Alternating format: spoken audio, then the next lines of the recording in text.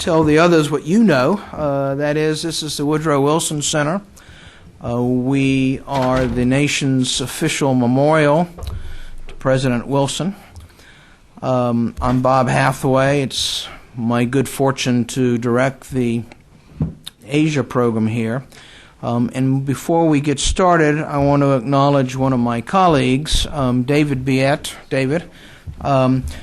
David directs the Canada Institute here at the center, and this is a joint endeavor of the Asia program and the Canada Institute, in as much as we're going to talk about special relations and special relationships. So David, we appreciate not only your co-sponsorship, but particularly your helping us get a goodly number of folks here. So thank you. This is a special event for us in another reason, and that is because it allows us to highlight the work of one of our own, as it were. Brendon O'Connor is, in his other life, an associate professor in American politics at the U.S. Studies Center at the University of Sydney. I should say that that may well be news to folks in the University of Sydney, because when we recruited him for this appointment, he was at Griffith University in Brisbane. And Brendon, unless I'm incorrect, you have not worked for a single day at Sydney. Is that right? Well, just don't tell payroll that. Yeah, it's a nice gig if you can get it. Take a job, go into payroll, and immediately leave. Brendon left to come here to be our Australia scholar. We bring two scholars a year from Australia to focus on issues of interest to Australia and to U.S.-Australian relations. We will be bringing another Australia here in March for 3 months. We'll be making that public announcement very shortly. Alas for us, this is at the end of Brendon's stay with us, and we've got to send him on his way in another week or so. So this gives you and us an opportunity to find out whether or not he's been doing any work in the last 4 months. So Brendon, you're on the spot. Brendon is a prolific author, having published or having edited 7 books on anti-Americanism. He's also published a 2004 book on a political history of the American welfare system. His current research project here at the Wilson Center, that he'll be talking about today, looks at the shared values in the U.S.-Australian alliance and asking whether, in fact, this is a special partnership, whatever that might mean. So we've asked Brendon to speak in the neighborhood of 30 minutes, and then we've recruited 2 equally talented people to make briefer comments after Brendon's remarks. So Brendon, the floor is yours. Thank you, Bob, and thank you for hosting me here at the Wilson Center. Your sense of humour is positively Australian, so you've made me feel, both unwelcome and welcome. So that's been tremendous. What I want to do is talk in a very broad way about 2 books that I've been working on over the last year. The first book is a history of anti-Americanism, and I came to the United States in the summer and spent most of my time trying to escape the humidity in the Library of Congress, working on this book, which looks at reactions to American insularity and American populism.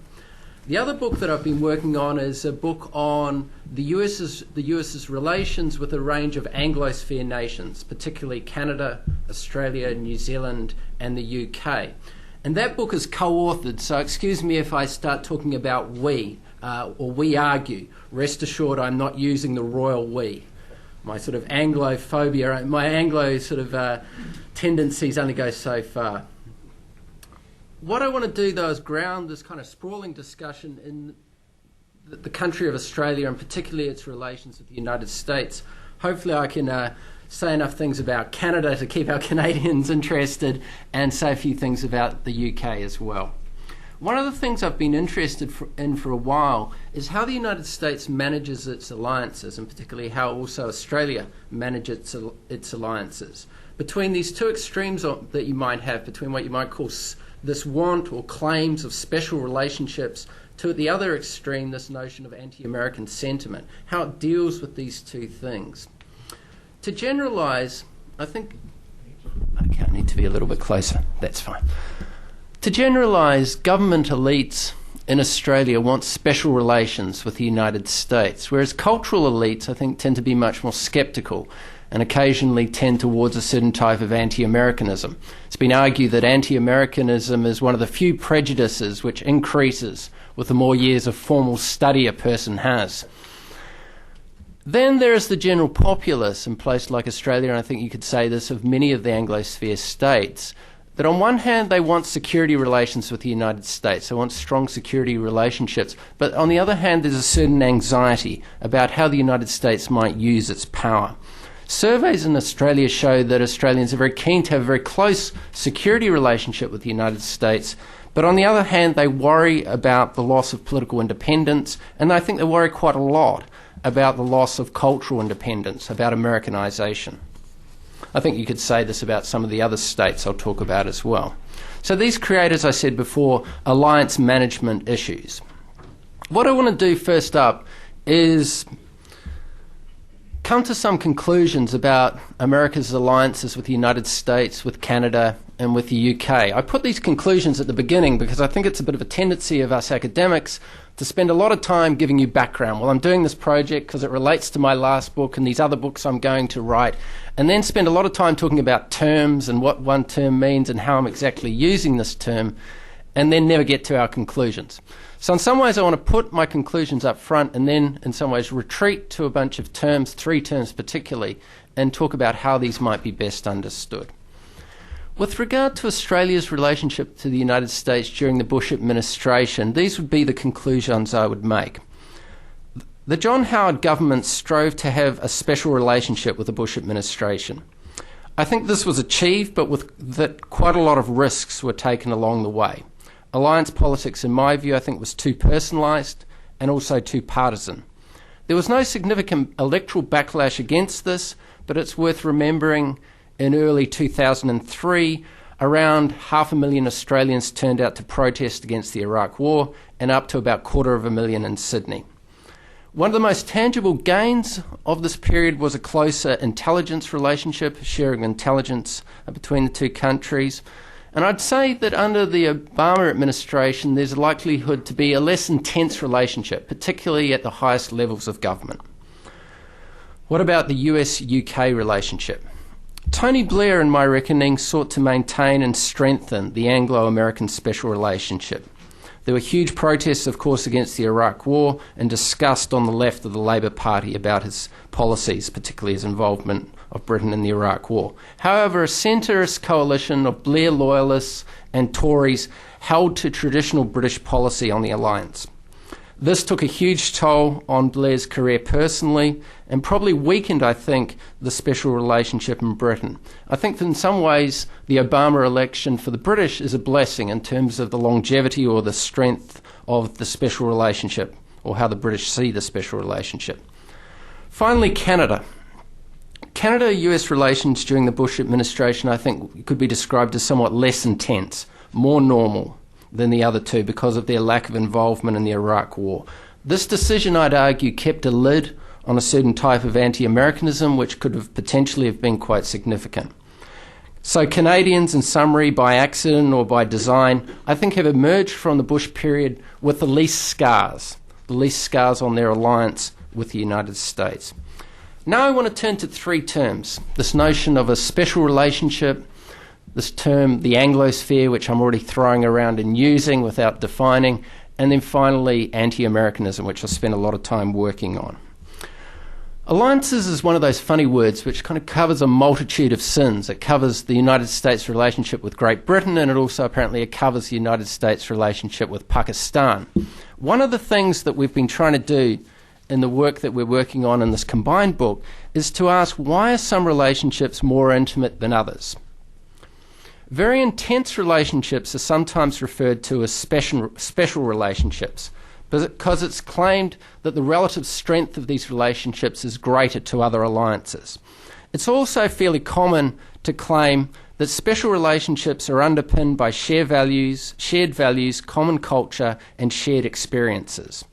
This said, claiming to have a special relationship with the United States is all too common. One scholar claims that Mexico, Canada, Panama, Britain, France, Germany, the Soviet Union, Russia, at least one Korea, one Vietnam, two Chinas, Cuba, Guatemala, Nicaragua, and El Salvador have all said to have special relations with the United States. I've just had a chapter published in a book called The Other Special Relationship about Australian-American relations. The Israelis are very keen to claim they have the special relationship with the United States. By this time, we're starting to sound a bit like an 18th or 19th century Mormon with the number of special relationships the United States has claimed to have had.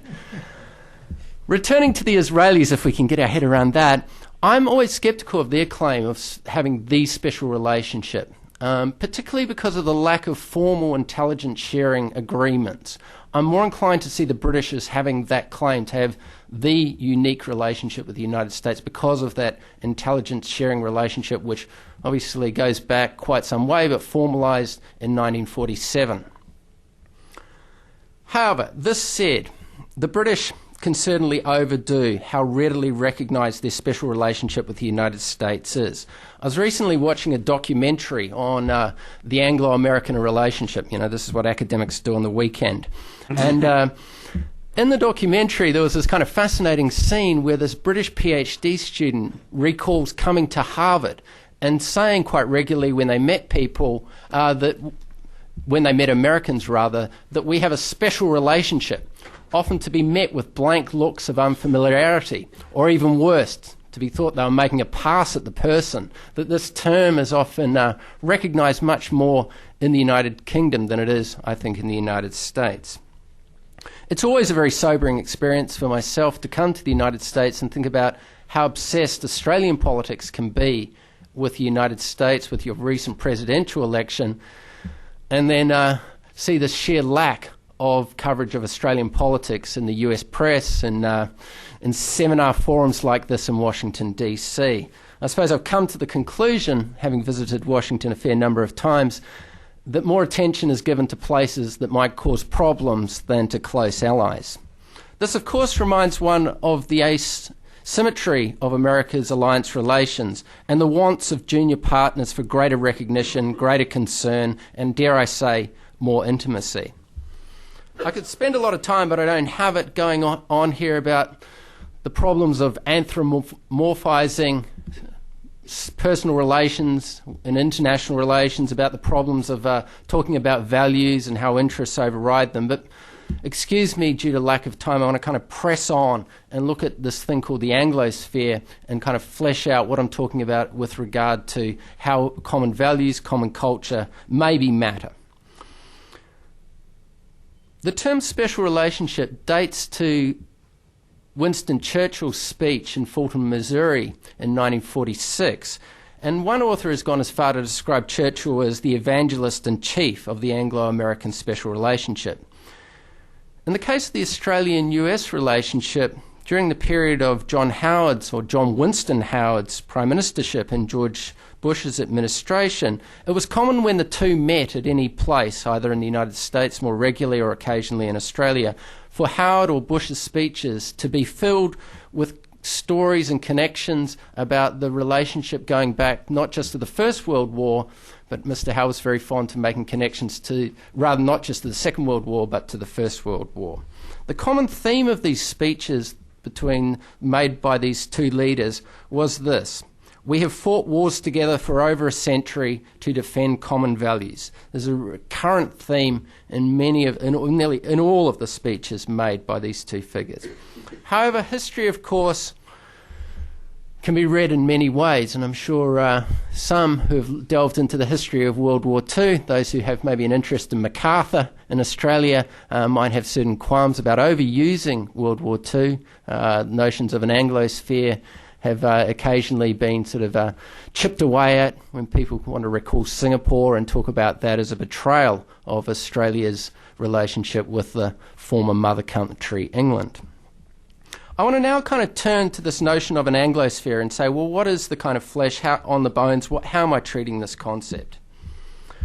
One of the defining features of this concept is the supposed specialness of relations between Canada, the US, the UK, New Zealand and Australia. Shared values and common culture can be seen to be leading to an ease of interaction, greater trust, greater loyalty, freer association, higher expectations. These claims, I think, are all central to this notion of an Anglosphere. Intelligence sharing, I would argue again, is crucial to this notion of seeing these grouping of nations as a special club in international relations, with trust being the bonding agent. For me, an Anglosphere can be seen in the similar institutions these nations have, their histories of racist immigration and settlement policies, their messianic tendencies, how they overcame in some ways these racist policies, their embrace of multiculturalism at similar times, and in a short period or a 10-year period later, their similar worries and doubts about multiculturalism. Their tendency to want to embrace a Whig version of history. I think Walter Russell Mead in his recent book, God and Gold, does a fairly good job of outlining this pattern. The similar patterns of tourism of people across these nations, student exchange that goes across these nations more readily than anywhere else, the speed which ideas transfer around these nations and policy ideas, military interoperability, the history of fighting wars together, and until recently you might have said their embrace of free market economics. What does this ethno-cultural overlap lead to in the security realm? Well, in the work we're doing in this book we're writing, we argue it leads to something we might call a security condominium, which has these four features. That these nations tend to prefer extensive security zones rather than intensive security zones. By this I mean that they tend to focus on more systemic threats, more systemic notions of security rather than localized notions of security. They tend to see risk as more diffuse rather than specific. So risks such as communism or Nazism or maybe even this notion of terror, rather than localized risks in the way that, say, continental European states in the post-1945 period seem to see risks at least first as localized. They seem to be more comfortable with unlimited liability commitments rather than more limited liability commitments, which are usually a feature of alliances, setting out what your commitments might be. Think of the original NATO treaty in Article 6. Fourthly, they tend to have a synthetic rather than an antithetic approach to conflict. They want to mend fences pretty quickly. So even one of the worst kind of instances of conflict between nations in the Anglosphere, the Suez Crisis of 1956, Britain, I think, very much takes the message from that not to be on the wrong side of the United States again and to want to move towards compromise fairly quickly. These arguments are not an advocacy for the Anglosphere, but rather an attempt at some conceptual analysis, which I think has been kind of lacking in this area. A lot more work needs to be done, I think, on culture and international relations and how it shapes notions of friends and enemies. We ourselves need to do a lot more work in our book on this notion of an Anglosphere. It clearly has quite a number of weaknesses, most obviously this notion of kind of Anglo-Saxon similarity, or that these are Anglo-Saxon nations. I mean, that is broken down pretty significantly. And also this other small problem of anti-Americanism. And that's the last thing I want to turn to. I've spent about the last 5 years of my life editing books on anti-Americanism, kind of through accident and design to some extent.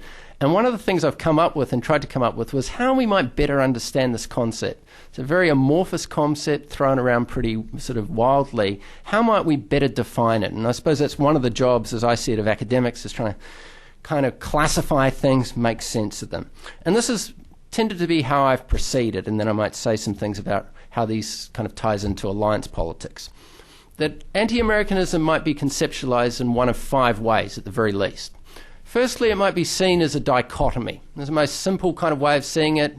fairly straightforward, that on one hand you have people who are pro-American, on the other hand you have people who are anti-American. Occasionally Bush in his talk after September 11 evoked that kind of for us or against us language. The second notion is to see it as a tendency, to see anti-Americanism on a scale. So at one hand we might have extreme anti-Americanism, extreme pro-Americanism, but most people fall in the middle, and we can chart this through polling, surveys, behaviouralist studies. Sophisticated, but it tends to, I think, lead to too many people being called anti-American, as I think is typical of the Pew surveys.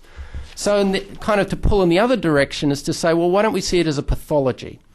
And this is often how people treat it who want to say, no, I'm not anti-American, you know, I like Bob Dylan. This notion is that to be anti-American, you'd almost have to be allergic to all things American. Now, I don't think that would include many people, maybe bin Laden on a bad day. The way I've tended to see it is to see it as a prejudice, to think of anti-Americanism as you might think of any other prejudice, and look for the markers of prejudice. Look for bias, look for prejudgment, look for a lack of differentiation, look for one-sidedness. The fifth understanding is to see anti-Americanism as an ideology. In general, I don't think it's coherent enough. It's too often quite contradictory. But in certain cases, maybe this is useful. Castro's Cuba, maybe Iran after 1979, anti-Americanism works as an ideology. What about sources of anti-Americanism? I suppose the one thing that conclusion I've come to in a lot of my work is that this notion of relative power as a source of anti-Americanism is overdone. That this, for me, isn't central to understanding the sources of anti-Americanism. It's how America uses its power that seems much more obviously a source, and also how America's rise to power is resented, this long-standing resentment with how America became this powerful global actor. For me, you can see this pattern from the 19th century onwards of America seen, particularly by Europe, as unjustified and undeserved in its rise to great power status. I was trying to think of some kind of metaphor to sum this up with, and I suppose the best one I could come up with for an American audience was to think how people from Ivy League universities would feel if all the best jobs, maybe all the best positions in the Obama administration, went to people from universities with a reputation for drinking, parties, and sport. I think in some ways this is how Europeans have often seen America's rise to power, that they would see themselves as more sophisticated, both diplomatically and culturally, and this leads to this constant reference of terminology that you see when America's role in the world is talked about, where people talk about it as undergraduate or as adolescent in its behaviour, childlike. Just the other day I was reading a whole series of papers from Britain from the 1950s, and I came across this sort of phrase which caught my eye. America was described as a boy suddenly assuming a man-sized responsibility. This notion that America is kind of this adolescent power that suddenly had all this massive kind of military might and all this responsibility. And this theme to me seems a kind of a constant one in how, particularly if you look at a lot of the British commentary from that period, the 1950s, that these alliances, some of the kind of the troubles for these alliances in some ways. We've got a couple more minutes and I'll 10 more. Okay, that's good. I don't want to take too much time. I'm sure my respondents will have much to make of all of this and interesting thoughts. I suppose I have this tendency to kind of retreat into history when I'm looking at anything. Most people who look at alliance politics, and particularly the alliances that I'm looking at, are much more likely to call upon survey evidence, look at this anti-Americanism as a tendency approach, and look at, well, what do the surveys tell us? And I suppose it would be responsible of me to say, well, what do the surveys tell us? And particularly in the case of Australia, and how might this, say, compare with what the surveys on Canadian-American relations tell us and British-American relations tell us? I think it can be confidently said that the Australian public supports a military alliance with the United States very strongly. A few months ago, I was asked to contribute a question to a survey that was being done on the alliance, the Australian-American alliance, and I wanted to ask a very simple survey question about, do people support the alliance, yes or no? And I think some of the previous questions I'd worried were kind of commentary rather than preference had been asked for. And in the survey, the result came back, and it seems a reasonably sort of well-done survey, that 80% of Australians supported a military alliance with the United States. It was quite astoundingly high in comparative terms. But at the same time, a number of surveys over the last 5 or so years have shown signs of frustration, worry, and even what you might call anti-Americanism. The Howard government and prominent members of the Australian-American business community became very worried in 2005 when the Lowy Institute, a place where Michael Fullilove, talking here, works, showed that Australians had more positive feelings about China, 69% felt positive about China, than they did about the United States. Only 58% found positive. And in some ways, the current job I just have at the University of Sydney is in some ways a response to that survey, which got quite a lot of people talking and thinking about how they might address it. It needs to be said, however, that this 58% positive favourability rating was significantly higher than in most other countries. If you take most of the continental European countries at this time, France, Germany, even I think it's probably a tad higher than in the UK, that this wasn't as bad a result as I think some people made it out to be at the time. I think it was the China figure that worried some people. And those things, China's rating has come down a bit in some recent studies. The same survey showed a lack of trust in some regards for the United States to act responsibly in the world, and other surveys of Australians have often shown that Australians tend to think that the Australian government takes too much notice of the United States and its foreign policy. So at the same time that Australia wants a close security alliance with the United States, the same people will be saying Australia takes too much notice of the United States and should have a more independent foreign policy. So what might seemingly be sort of thought of as contradictory kind of thoughts. Surveys that have looked at Australian attitudes to US culture, I think, have been, in some ways the most interesting. They've in fact shown that Australians are a lot more critical of US culture in regard to their attitudes to American movies, American television, American food, than Canadians or Australians. And this, for some people, if you spent some time in Australia, watching television in Australia, looking at the pattern of kind of use of fast food, they might say this seems hard to understand that Australians would seemingly be as critical as the French in quite a few of these surveys, particularly this quite good survey that the BBC did a few years ago. Where does all this leave us? As I said, I want to sum up and keep this discussion rolling. On one hand, in Australia, there are hopes that it will have a special relationship with the United States. I think this is very much a feature of government policy in the United States, rather in Australia. On the other hand, we have bubbling anxieties at the popular level. I think both of these tendencies are not at all surprising and like many other nations. What makes Australia different to some extent is the shared war experiences that it has had with the United States, sometimes described as the United States' most loyal ally in the last 100 years, and its institutional links, particularly those intelligence sharing links which go back a considerable time and I think are very significant. However, Australia's distance from the United States, and some might say its limited profile in Washington DC, always creates a certain anxiety for Australian governments about the longevity and the strength of their alliance with the United States. Thank you. Thank you, Brendon. We'll turn now to another Australian. Michael Fulllove is director of the Global Issues Program at the Lowy Institute in Sydney.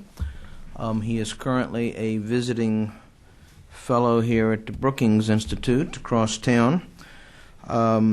He is widely published, though it's not on the published bio that you picked up as you walked in here. I can tell you that an article that he published just a couple days ago advised President-elect Obama to learn cricket, inasmuch, Michael argued, as cricket contains a number of lessons that will be useful as Obama contemplates the world around him.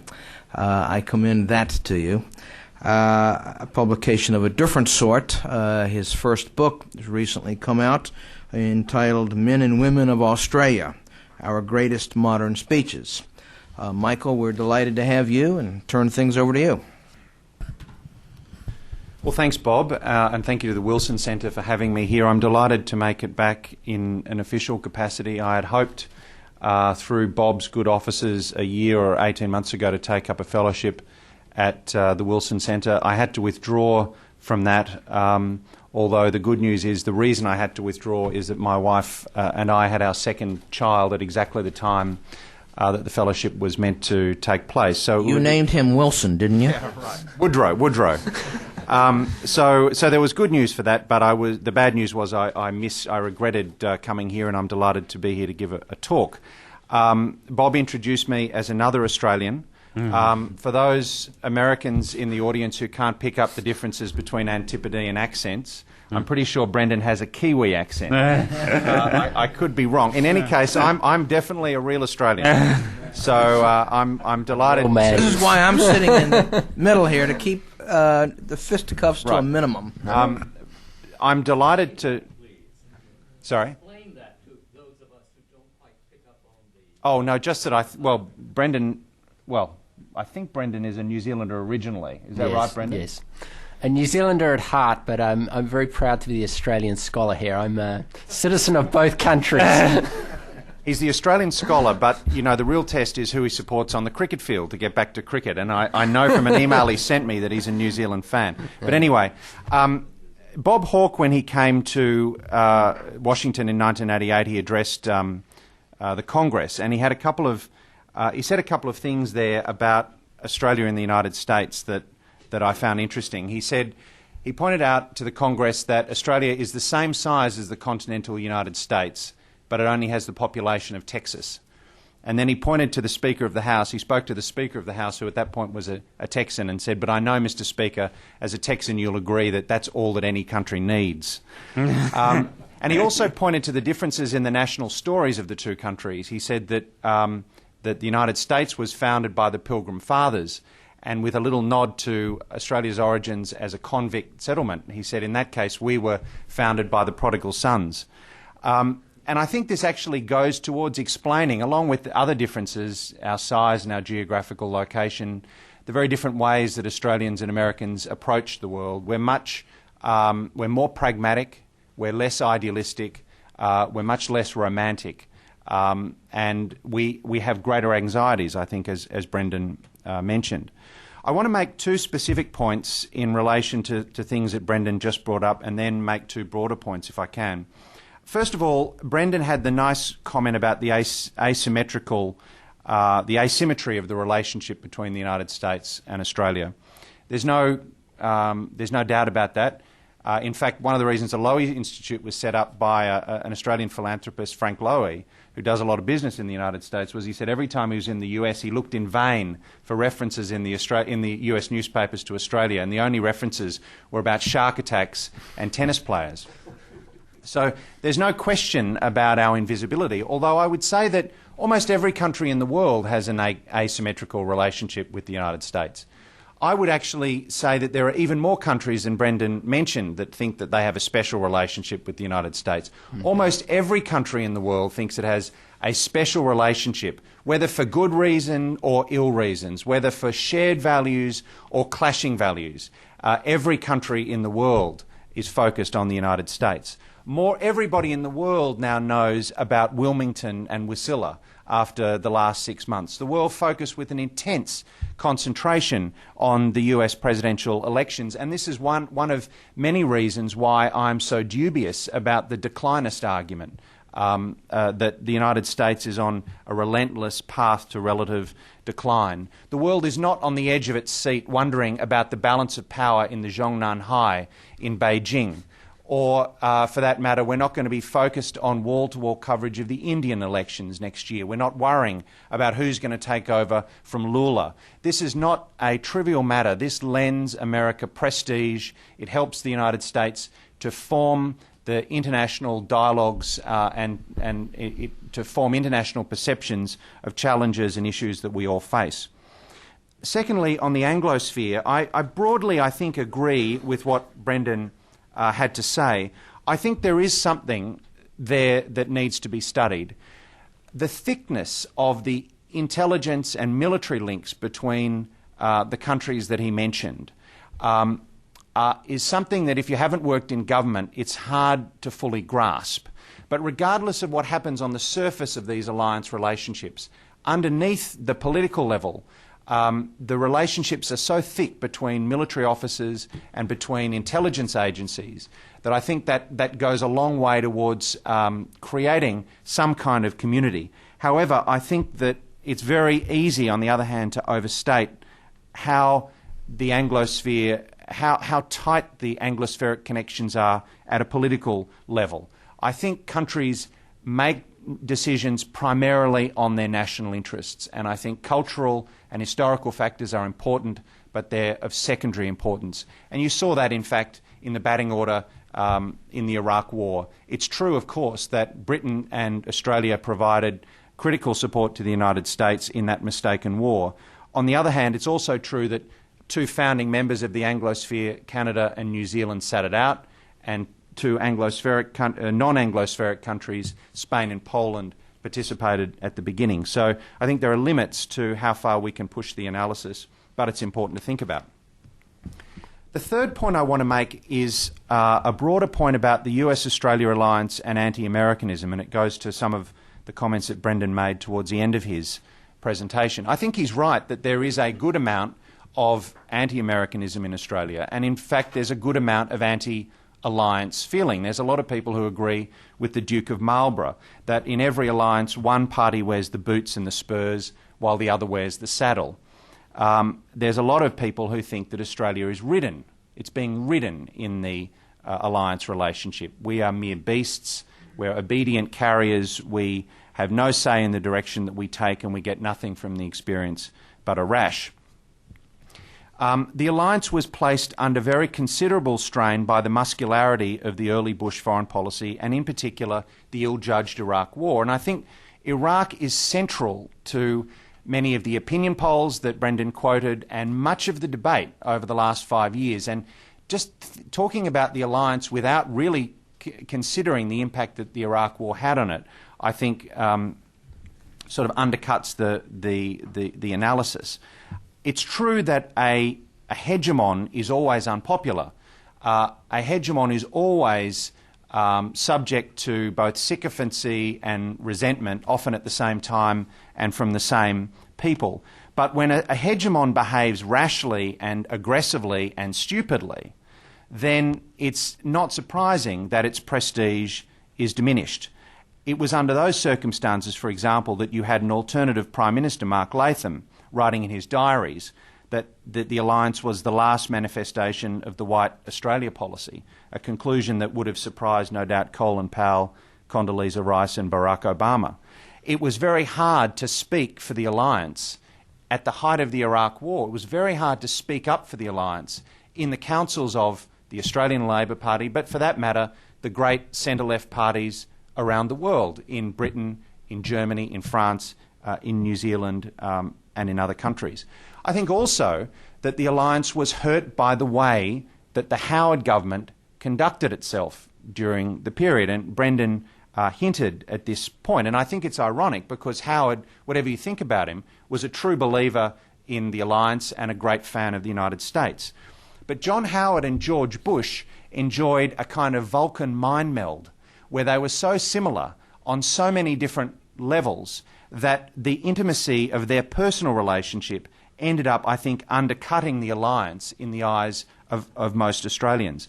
I think it's, as Brendon hinted, I think it's unhealthy for alliances to be tied too tightly to the fortunes of particular leaders. And I think that the Howard government, towards the end, was loving the alliance to death. For example, in the 3 years since 2005, Brendon mentioned the 2005 Lowy Institute poll, but in the 3 years after that, the percentage of respondents who rated the alliance as very important to Australia's security declined from 45% to 36%. So that's the bad news. The good news is this. First of all, that the US-Australia alliance will endure. It will endure because the strategic rationale for both parties is strong. For Australia, the US is a powerful ally. For the United States, Australia is a reliable ally, the only country to fight beside the United States in every major conflict of the 20th and 21st centuries. And in fact, you have seen the alliance come back very strongly in the last year or two for three reasons. First of all, you had the moderation of Bush administration policies since late 2003, early 2004, as it began to pursue a reality-based foreign policy. And as it did so, as it worked more multilaterally with partners on challenges from Iran to North Korea, the public debate in Australia moderated.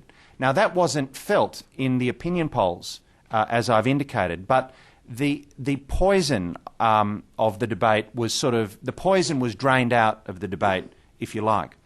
Secondly, the election of the Rudd government in October last year changed the atmospherics of the alliance. Rudd has been much more businesslike in the way he deals with President Bush. When they meet, there is less clenching of the jaw, less squaring of the shoulders, less misty glances into the middle distance. It's a more businesslike kind of relationship, and it's one that squares more with the way Australians think about the alliance. And thirdly, Obama's candidacy, his remarkable candidacy and his remarkable victory have changed the way Australians think about the alliance. The Lowy Institute poll this year, which we put out I think in August or September, found that Australians favoured Obama over McCain by nearly 5-1. 73% of Australians wanted Obama to win, 16% wanted McCain to win. And not coincidentally, I would argue, as a result of these three factors, the slow moderation of US foreign policy, the defeat of the Howard government, and the looming disappearance of President Bush and the election, the rise of, and then the election of Barack Obama, the polls have turned around. And in 2008, in our latest poll, Australian support for the alliance had risen to its highest level since polling began in 2005. So you'd seen a sharp uptick just in the last few months. The final point I want to make, and I'm going to leave my discussion, I'm going to leave my contribution at this point, is just to talk for a minute or two on to get away from the US-Australia alliance, and maybe this is a segue into Peter's comments, to talk about the US and its alliances more generally. Because I think that although the departure of President Bush is being anticipated warmly by most allied countries around the world, it's also going to expose a fundamental disconnect between the United States and its allies that President Bush's presence has camouflaged. And that is this, that most Americans believe that once Bush is gone, allies will step up and start to share American burdens. And most allies believe that once Bush is gone, Washington will start listening to them more. There are some essential problems with the maintenance and the strength of the Western alliance, with the collapse of the Soviet Union and a declining willingness on the part of many allies to share risks and costs with the United States. Afghanistan is one example. Everybody agrees that the war against the Taliban is a good fight, but fewer are prepared to fight it, at least in a manner that puts a substantial number of their soldiers directly in harm's way. And of course, America's sorrows and its travails, including Iraq, but also the financial crisis, the generally unimpressive performance of American governance over the last 5 or so years has made it harder for America to demand loyalty and sacrifice from its allies. Now, what's the way through? How do we get beyond this? I think that there's things that the US can do, and there are things that allies can do. On the US side, I think that President Obama needs to listen to allies. He needs to be deaf to the siren song not only of isolationism but protectionism. He needs to be open to the world. He needs to run a prudent grand strategy, because it's much easier to be allied to be linked to an ally that's behaving prudently rather than imprudently. Those are the things I think Obama needs to do. I think there is some question about what Obama's form is on alliances. I'll leave those comments for the discussion, but as a post-Cold War president, I think a lot of allies are actually uncertain about the extent to which Obama really believes in alliances as opposed to other sorts of bilateral relationships. But the other side of the piece is not just what the US can do, but what can allies do. And I think that the departure of President Bush offers a fresh start to allies as well. I think that leaders of allied countries need to speak up for the alliance in front of their voters, and they need to talk about the value, the security umbrella that the alliance provides.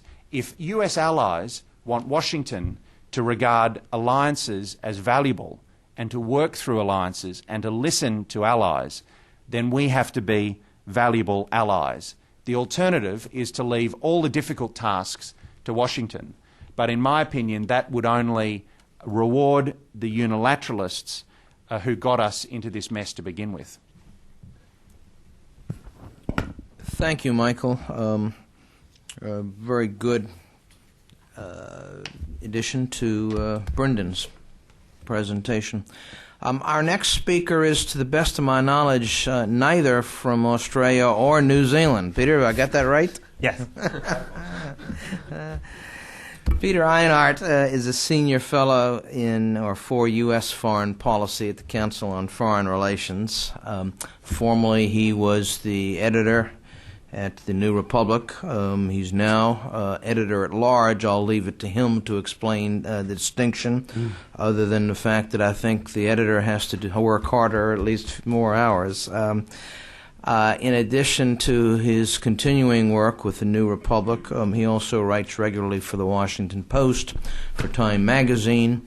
His book, The Good Fight, Why Liberals and Only Liberals Can Win the War on Terror and Make America Great Again, came out a couple years ago and was chosen by the Washington Post as one of the best books of the year. Peter, we're delighted to have you as well and look forward to your comments. Thanks. Well, if I weren't so fond of Brendon, I never would have agreed to this, because the American, in my experience at these kind of panels, is always in a bad position. Because, of course, I know Brendon and Michael both well enough to know that they know at least as much about American foreign policy as me, perhaps slightly less about American domestic politics, although they have as good an access to Real Clear Politics and Politico as I do now. So whatever inside wisdom I might claim to have, they can get on the web as easily as I can. And, of course, I'm flagrantly, by those standards, flagrantly ignorant of the politics and foreign policy of Australia. My deep ignorance of the Anglosphere was revealed to me in a very humiliating fashion several years ago when I went on a TV show that was dedicated to mutual discussion of U.S. and Canadian politics, which featured a panel of American journalists and a panel of Canadian journalists. And what would happen was that there would be a very vibrant conversation amongst everyone about American politics, and then they would turn to Canadian politics, and the Americans would be smart enough to shut up, and the Canadians would talk for a while. It was actually an incredibly boring TV show, a partnership of Canadian TV and PBS, if you can imagine how boring that partnership would be. But I, at one point, felt that I needed to contribute something, so I piped up with a commentary on the similarities between the Reform Party in Canada, at this point led by a guy named Preston Manning, and Ross Perot in the United States. I thought I had something to say about populism, and I thought it was I worked on it for a little while. I thought it was good, but instead of saying Preston Manning, I said Peyton Manning, who's the quarterback for the Indianapolis Colts. And I said nothing again about Canadian politics after that. It was so ignominious. The truth is that there was a fair amount of discussion of Australia in my household growing up, but it was almost all negative. It was even more negative towards New Zealand, actually.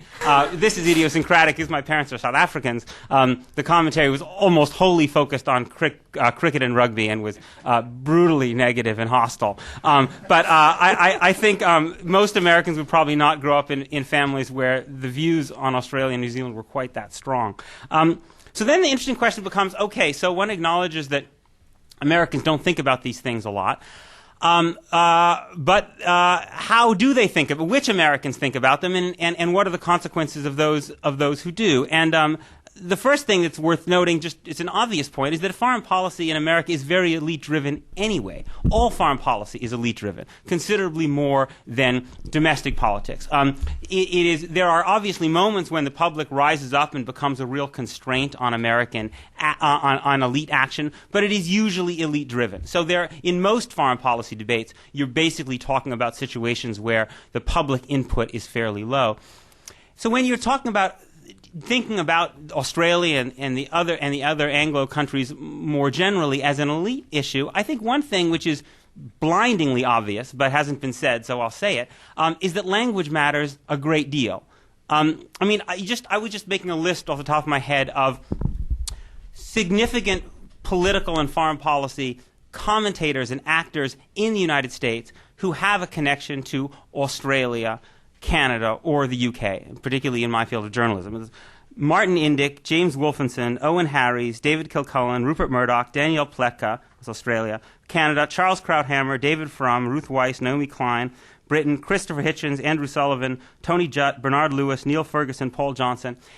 Those people play pretty important roles, and to some degree are transnational. Some of them came to the United States earlier in their life. You think about how many people could you similarly think of from France or Germany or Italy or Russia. I thought of one, Joseph Joffe, who maybe but the language barrier is enormously significant, particularly today. I think there was a time earlier on during the Cold War when America was flooded with refugees from Central and Eastern and Western Europe, who played an enormously important foreign policy role. If you think about, the Zbigniew Brzezinskis and Helmut Sonnenfelds and Henry Kissinger's, and in the intellectual arena, of course, the Hannah Arendts and all of the. But it seems to me today that has really receded, and it actually is people who are native English speakers who play, by and large, a much larger role. And I think we can see that emerging as a huge discrepancy in the American relationship with India, for instance, versus the American relationship with China.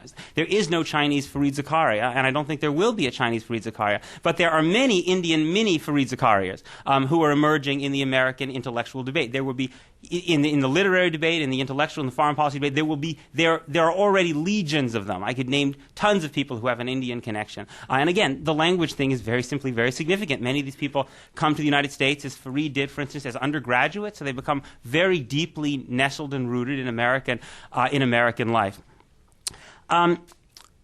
If you think about where, I think it's also significant that there are more of the people I mentioned, more of them, of those people from Australia, Britain, Canada, more of them are on the right than in the left, which I think is interesting. I think that the Anglosphere plays a larger role in the foreign policy imagination of the American right than the American left. And why is that? Well, you could simply say that, look, people on the American right, from the standpoint of the American right, America has fewer friends, period. So if you're one of those countries that is a friend of the United States, you have a greater prominence. The right is more generally likely to see America as always pitted in some zero-sum competition against some set of other countries in the world, whereas the left has more of a lingering affection for kind of Wilsonian ideas of kind of universal institutions and universal rules and norms and laws that will encompass all countries. So the right is naturally more zero-sum, and some people on the right try to slice it like Robert Kagan does. It's kind of democracies versus non-democracies. But Kagan does this by basically making the Kosovo War the critical defining issue of the last 10 years in terms of American foreign policy and alliance relations. I don't quite see it that way. And the truth is, if you see it as Michael does, as Iraq is the big one, of course, then it becomes harder to do democracies versus non-democracies. And it is striking. National Review several years ago had a cover story basically about Britain, Australia, and the United States. It's true, it's not entirely coherent because it leaves out Canada and New Zealand, but still there is a story that you tend to find often told on the American right. Partly, I think, because people on the right are more willing to think basically in racial terms. Think about this as some kind of racial connection, racial inheritance. They wouldn't quite put it that way, but and also to see America basically as a successor to the British Empire. I mean, it is striking how much more American conservatives are basically frankly willing to talk and think about America as the successor to Great Britain, with enormous amounts of reverence, in fact, for the British Empire. And I think one of the reasons that on the U.S. side, the U.S.-UK relationship remains so strong has to do with the incredibly powerful mythic place that Winston Churchill has, particularly for American conservatives. The Weekly Standard named Winston Churchill the most important person of the 20th century.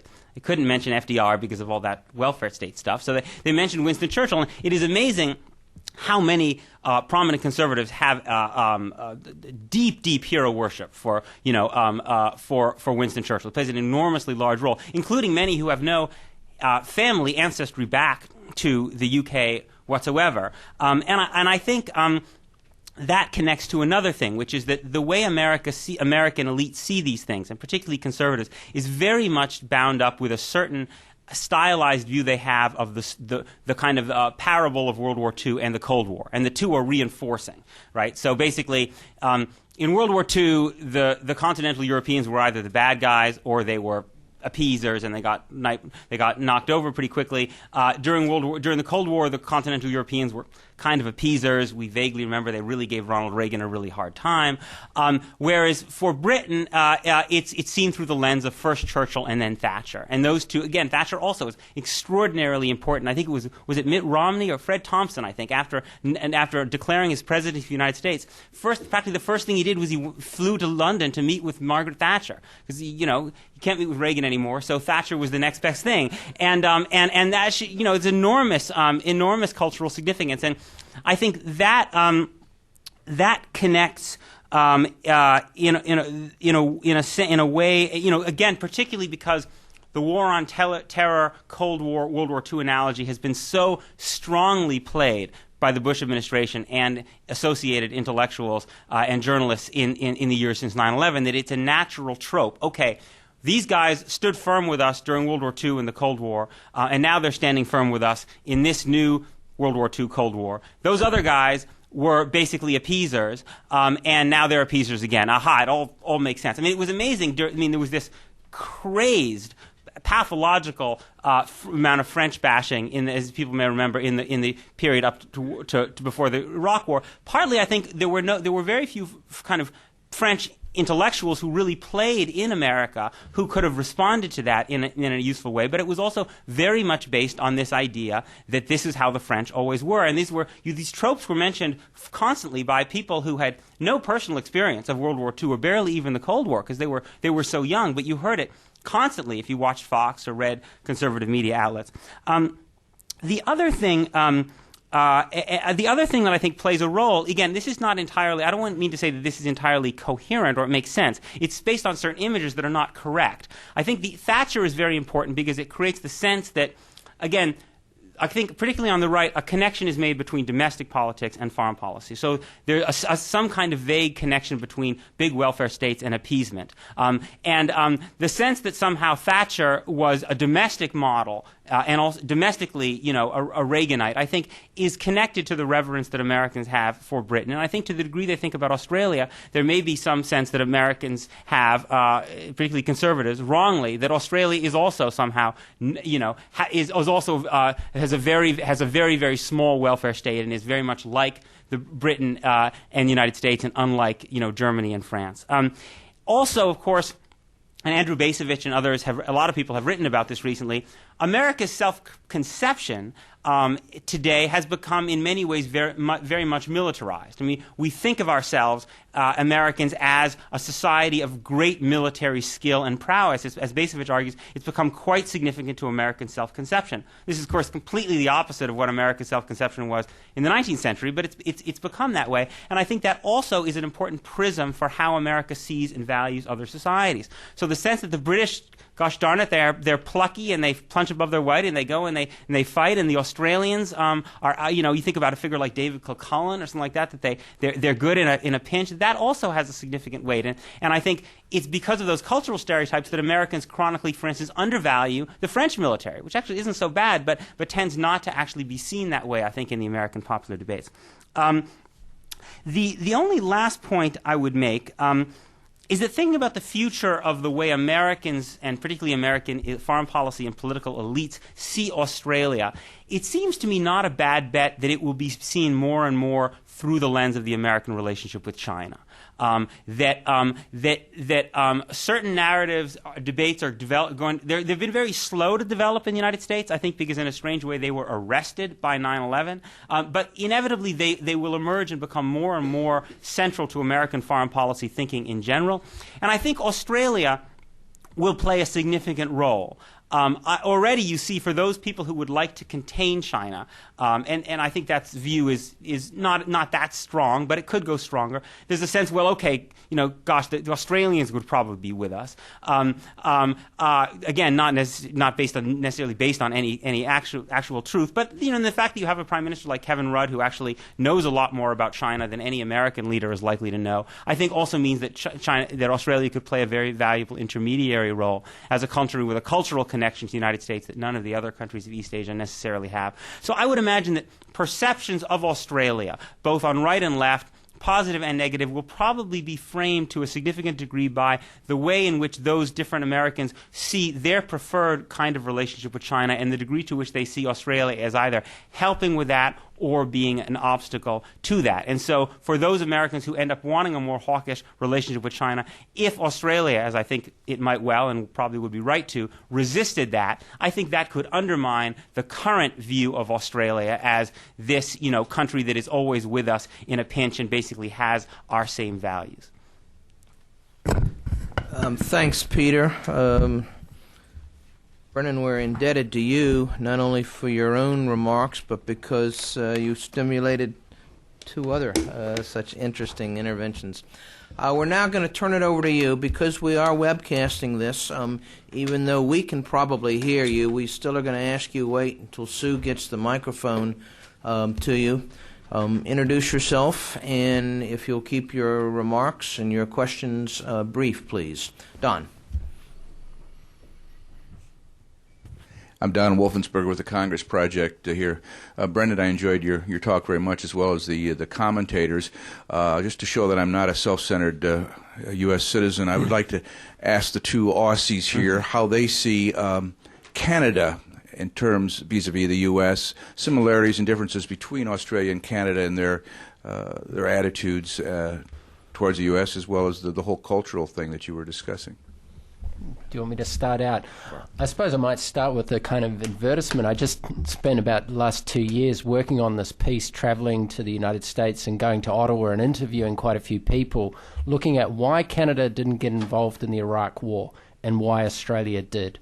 And I wanted to look at this question beyond leaders, because there tended to be this focus that Howard had got Australia into the Iraq War, that it was Howard's war, and that Chrétien had done something to leave a legacy in Canada. And I wanted to get into this kind of these cultural questions which I've been talking about here. And I particularly became fascinated by, well, how crucial was Quebec? How crucial was this question of Quebec's reluctance? The populace of Quebec in surveys were very reluctant to be involved in the Iraq War. Chrétien's own feelings about what might happen in the provincial election in Quebec, which was coming up that year. And also, of course, this lingering question about Canadian sort of stability as a sovereign nation. And if you're a Liberal Party politician, I think these things weigh a lot more heavily on you in Canada than possibly if you're a Conservative Party politician. Anyway, we've finally got our act together, myself and a Canadian scholar that I've been working on. We've got it coming out in the only major Australian international relations journal, so a minor international journal. But I'm happy to pass that on to you. I'll leave some room for Michael to come in on this, I think. Well, I mean, everything I know about Canada I know through my wife, who's Canadian. So I don't have any academic expertise on Canada. I married a Canadian, so I married up. I guess I'd just make a couple of observations. One is that the Canada-US relationship is not unlike in its dynamics the New Zealand-Australia relationship, in that you have a very small country next to, or a small country next to a smaller country next to a larger, right next to a larger country. And some of the dynamics, both negative and positive, in those two are similar to those, are common to those two bilateral relationships.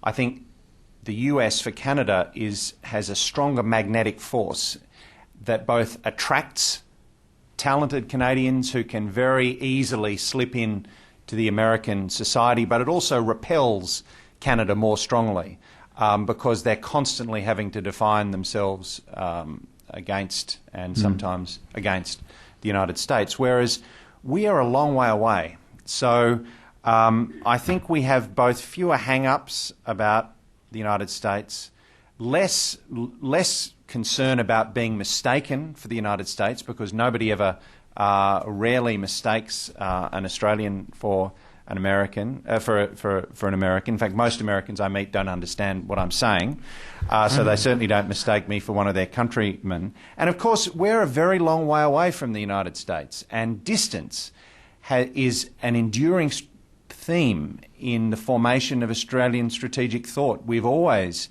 been concerned historically about being a mainly European outpost right over on the other side of the world and concerned about various powers that surround us. And that I think has helped to attract us closer, I think, to the United States in a military sense.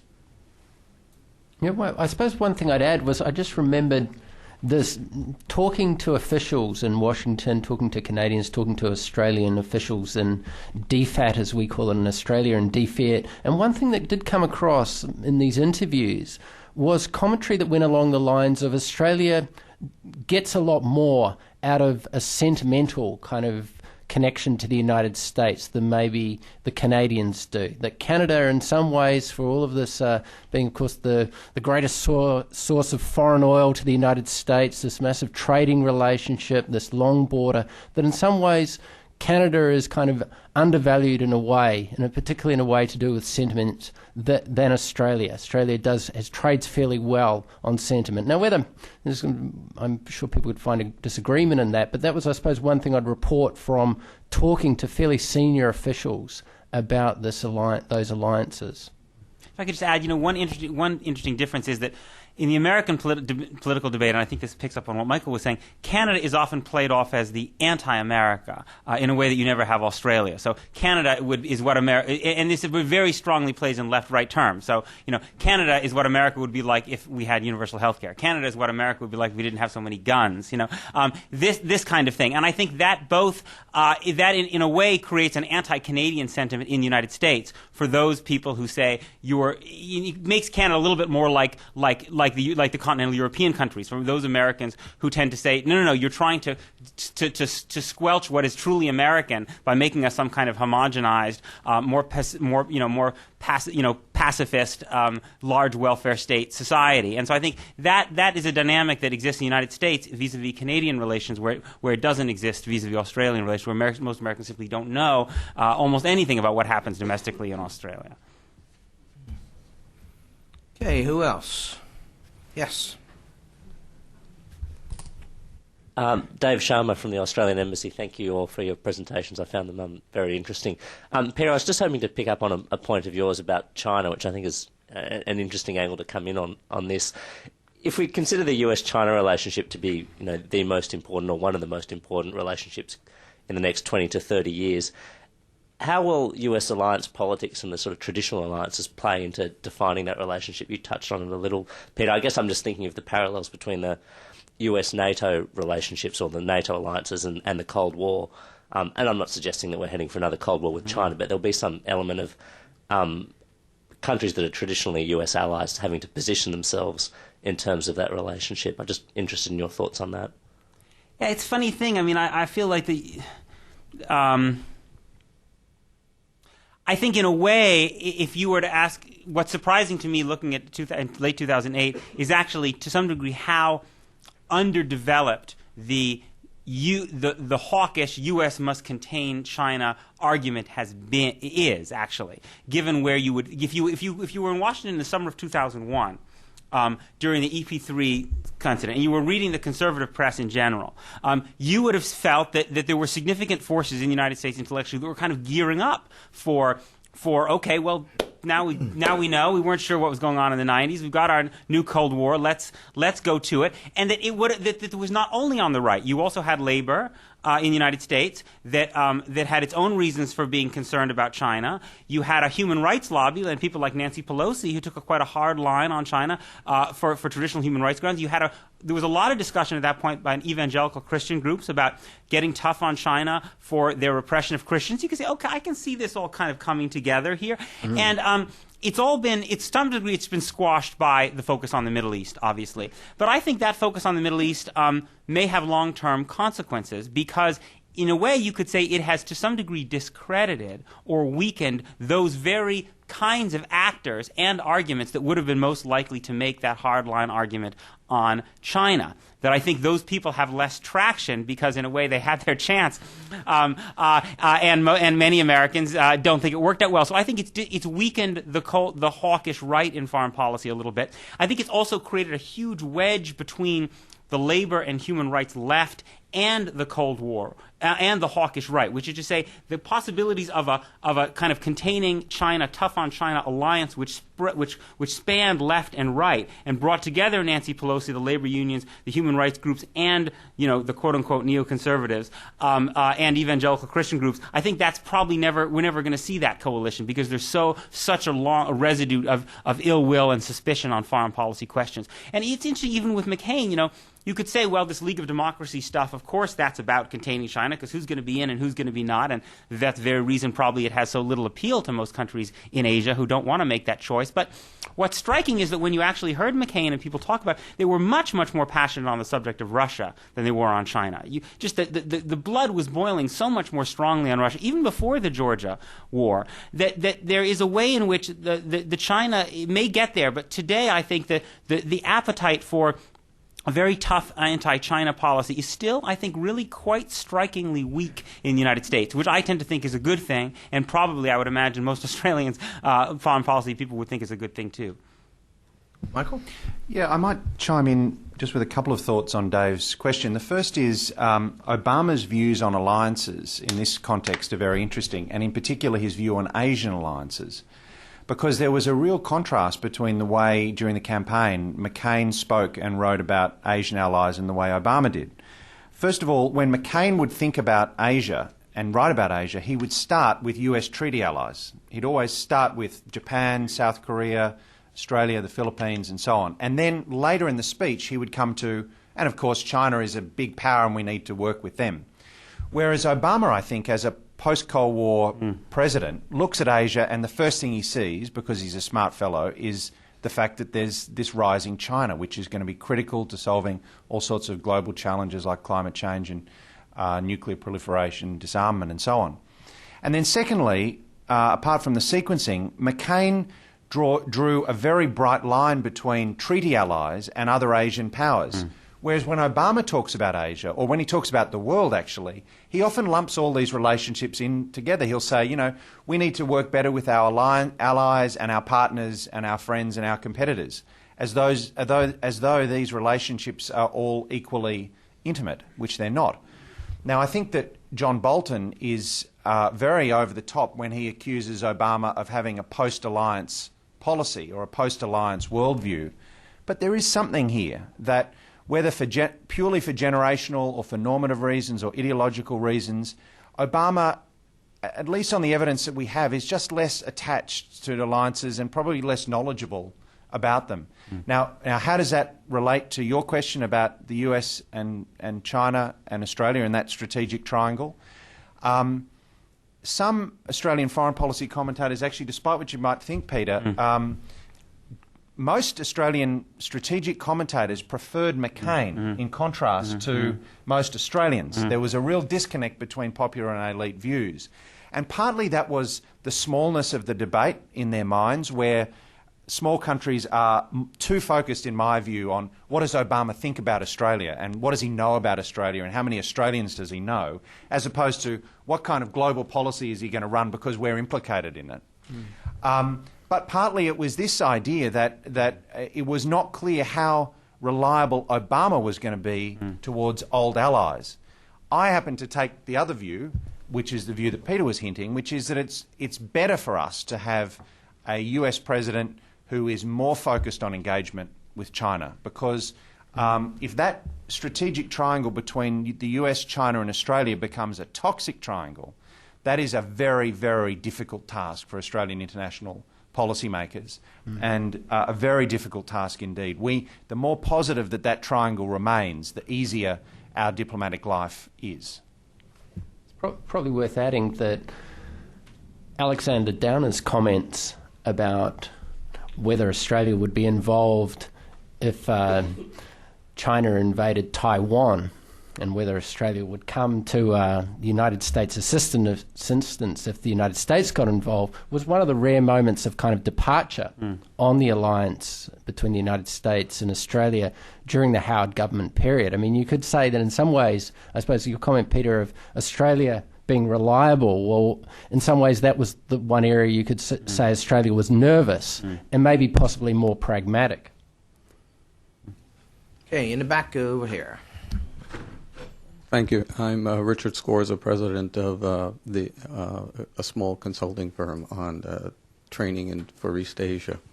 I have two-part question. One is kind of elitist policy. The other is popularist, since there seems to be a bifurcation there on the panel. The first one is that in projecting an Obama foreign policy into short range, actually, in future, I detect, and I want to know what your opinion is about where there is an intersect between our policy interests, our special relations with especially Australian military forces, and that would be in Darfur, where also China may well play a role there.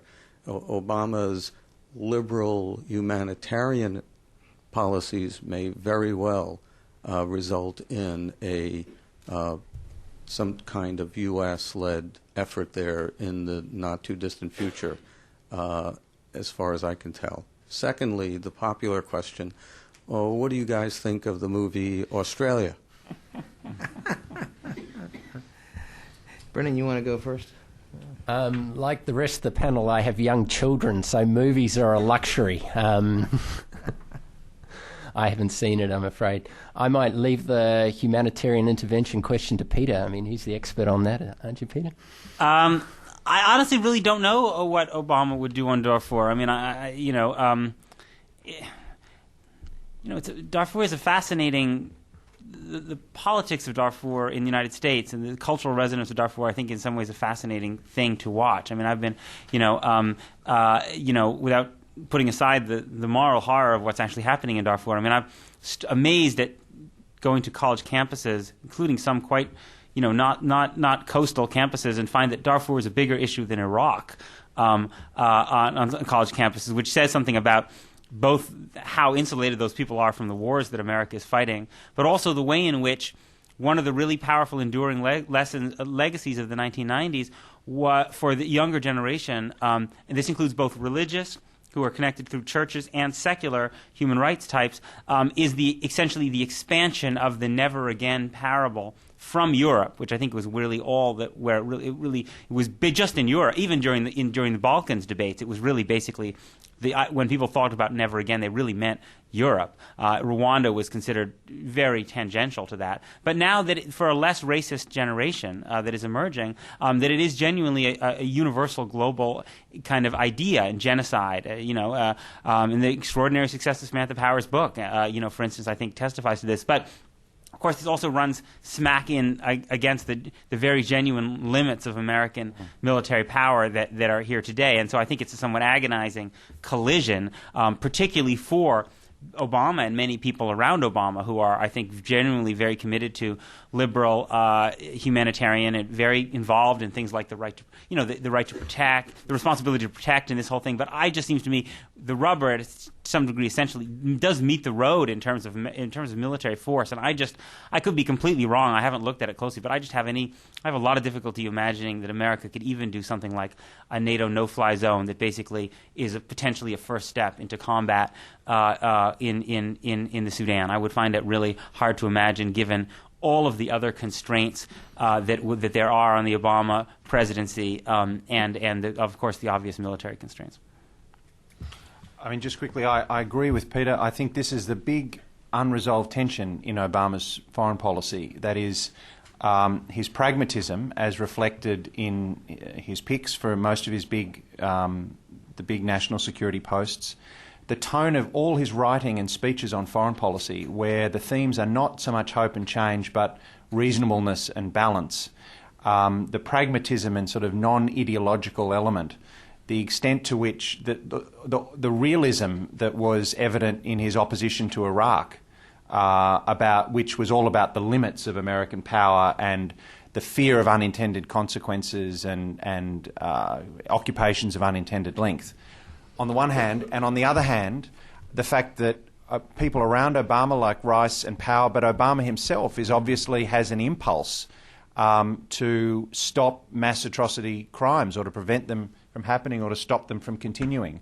And the fact that when he's asked about it, he says, if we stand by while a genocide occurs, we are diminished. And it's very hard to predict exactly how the impulse will work itself out, except that I would come down where Peter is and say I think he'll be cautious. He'll be a cautious Commander-in-Chief on these issues because of all the other constraints under which he's operating. On Australia, the movie, I did see it. Seeing a movie is a luxury, but my wife and I granted ourselves that luxury on the weekend. And I would just say to you this, it is not as bad as I feared. And that's the sort of endorsement. We're going to do one more question here, and then we'll come down here. Muldemer Kulik, a fellow at the Wilson Center.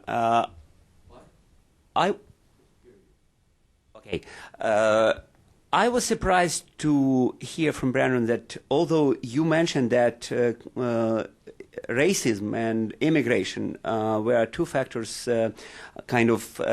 determining that supposed or real similarity and commonality between Anglosphere countries, you seem to assume that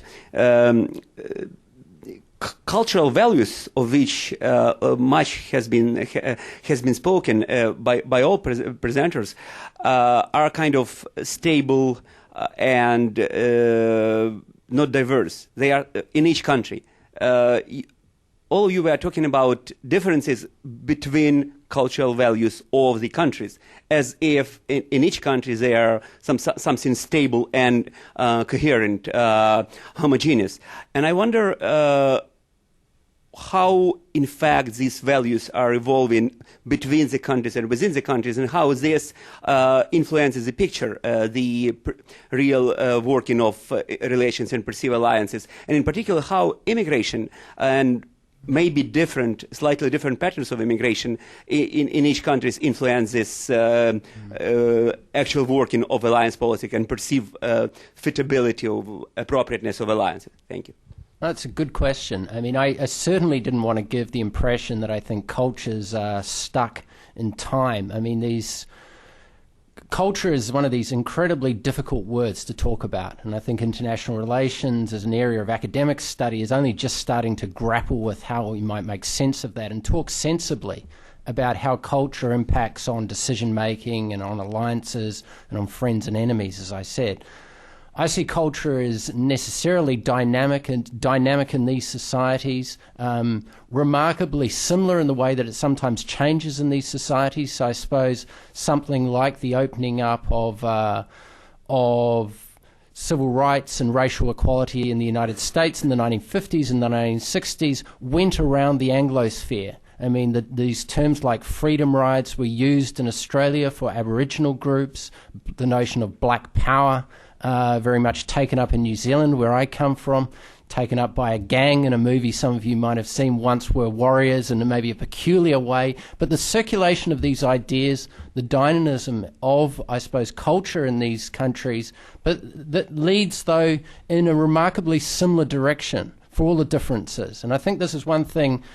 I have quite a lot of problems with Walter Russell Mead's recent book, God and Gold. I think at times it's a tad glib and it's trying to cover a tremendous amount of history. But it does a good job on thinking about how change can occur, how immigration can affect change, changing attitudes can occur, but that these nations that you might call an Anglosphere, for all the problems with that term, in some ways there's a similarity to them that is quite remarkable, at least when compared to other groups of nations. Anybody want to add anything? All right, Nisar Chaudhry, the last question is yours. Sue will bring you the mic.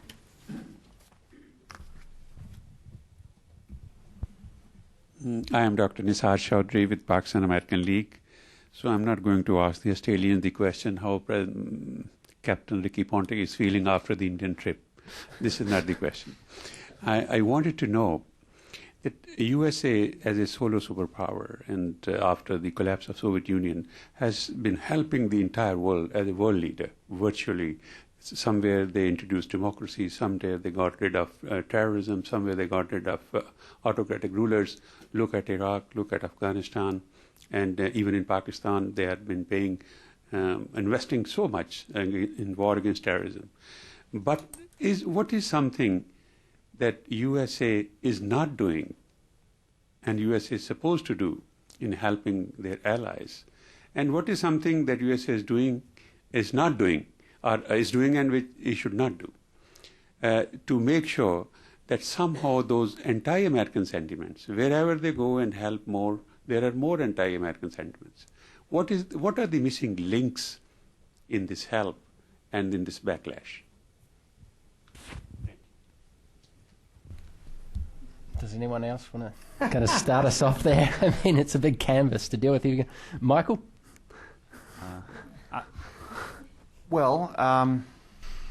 You stumped the panel. Let me come back and just try to work out. Are you asking about what America can do to counter anti-Americanism? Is that really? What they are not doing and what they are supposed to do, which they are not doing, and what is something they are doing they should not do, so that anti-Americanism can be minimized, particularly in the areas where they are investing so much humanitarian assistance and a lot of work. In Iraq, they got rid of that autocratic ruler. In Afghanistan, they got rid of that fascist Talibans. In Pakistan, they are fighting and working against those militants, and still they are not generating goodwill for themselves. Mm-hmm.